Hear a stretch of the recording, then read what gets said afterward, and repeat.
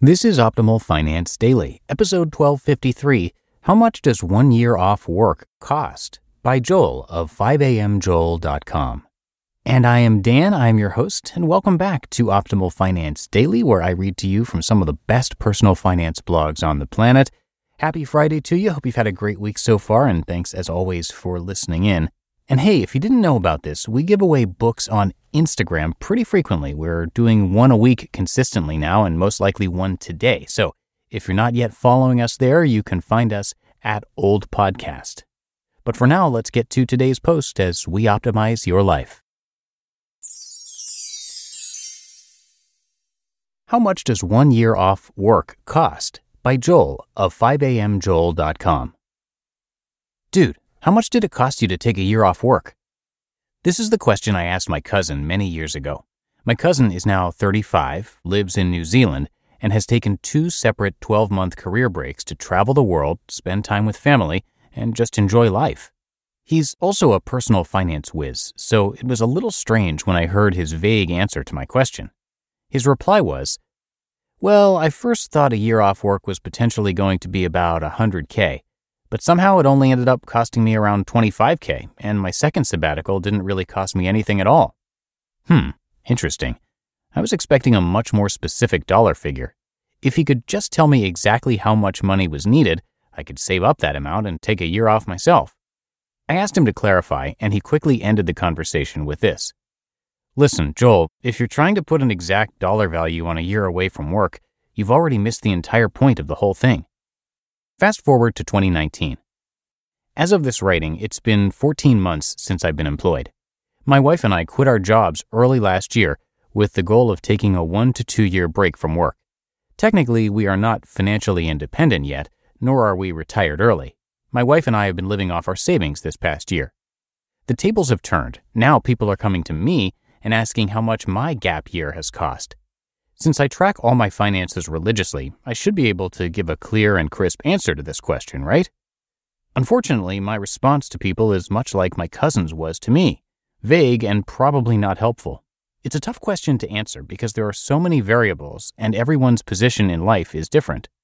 Let's explore how most people can try to estimate what 1 year off work will cost. Number 1, annual salary or earning potential cost. Since most people are heavily reliant on a steady paycheck, they immediately think the cost of taking 1 year off work will be equal to 1 year of their salary. So for someone earning $60K a year at their regular 9-to-5 job, taking a year away from work would cost them $60K. There are a couple of problems with calculating this way. First, annual salaries are potential income, not guaranteed income. And if you think about it, most people's true potential income is probably a lot higher than their current annual salary. For example, when my wife was a substitute teacher, she made about $20,000 a year. But she holds an advanced degree in soil science and could easily be making $80K per year or more as an agricultural engineer. So is her true cost of not working $20K, or is it actually $80K plus? Second, there may be future costs associated with rejoining the workforce at a lower salary after a year away. When I left my tech sales job, a recruiter told me to expect a $30,000 pay reduction per year to be hired back into the same position I already had. This is simply due to the 1 year gap in my resume. Should this potential cost be included in my calculations? Number 2, spending cost of 1 year. Another way to estimate the cost of a gap year is to calculate how much spending you will do within that specific year. If someone spends $45K within the 1 year they are unemployed, technically their cost of living for that year is equal to $45K. But it's very difficult to estimate how much you'll spend during a year off because, first, there's a massive lifestyle difference between working and not working. Traveling, pursuing hobbies, and general amusement adds a lot of cost that is hard to anticipate. Second, a year off may be much cheaper than you initially think. Not working gives you a lot of time to be frugal and less wasteful with money. My wife and I spent about $20K less than I thought we would over the last year due to cooking at home, cheap travel, credit card hacking, and smarter shopping. And third, most people find small ways of making money or working a small amount during gap years. Buying or selling stuff, taking part-time gigs, or continuing side hustles are common. Number 3, difference in net worth over 1 year. A recent awesome realization for me: I just calculated the difference in my net worth between the time I quit my job and today.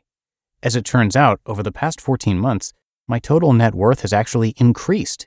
It's higher by exactly $11,951 than a year ago. I track it all in my quarterly reviews, which are linked to in this post. Since we haven't hit our FI number yet, you might be wondering how I have a higher net worth now than 12 months ago. Several factors contributed to this. I partnered on a house flip project that made us about $11,000. I sold 2 underperforming rental properties and moved that equity into 2 wicked-performing syndications. Our fourplex rentals stabilized mostly late last year. My wife and I bought and sold some stuff around our house and from estate sales for small profits. Our stock market and retirement funds increased better than average through that time period.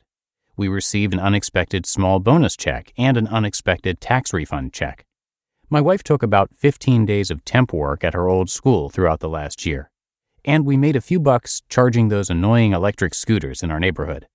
While it might be true to say that this past year off cost my wife and I $12,000, it's definitely not something I can say every year. In some ways, we got lucky. Market fluctuations and unpredictable events throughout the year make it almost impossible to predict your exact net worth in future years. The true cost, or should I say the value? Okay, so if we can't use any of these methods I've talked about to answer the question, how else can we determine how much a year away from work costs?